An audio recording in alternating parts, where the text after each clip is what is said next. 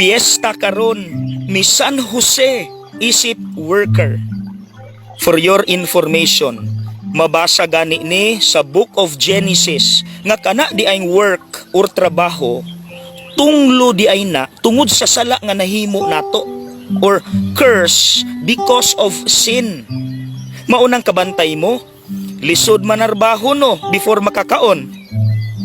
Pero ang good news, kay pagkanaog sa atong Ginoo dinhi sa kalibutan, mipili siya ni Jose, iyang ama-ama, nga usa ka karpintero, ug nahimo sab siyang karpintero.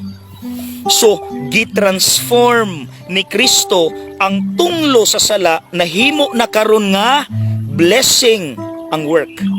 So, na ako'y duha katambag. Number 1, alang sa mga nagtrabaho diha, ilabi na sa mga gagmayg trabaho o gagmayg sweldo.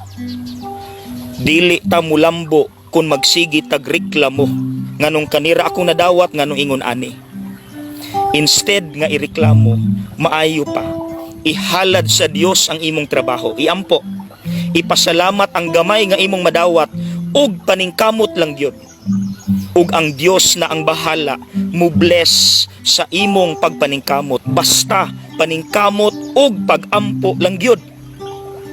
Ikaduha, alang diha sa mga employers, palihog, ayaw daog-dauga ang inyong mga trabahante. Ipabati hinuon nila nga ang ilang trabaho na ay dignidad ug usa ka blessing alang niya ug sa iyang pamilya.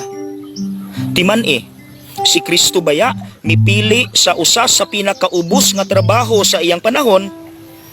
So ayaw daog-dauga inyong trabahante abilang kay ingon ana ra iyang trabaho ug ingon ana ra iyang madawat.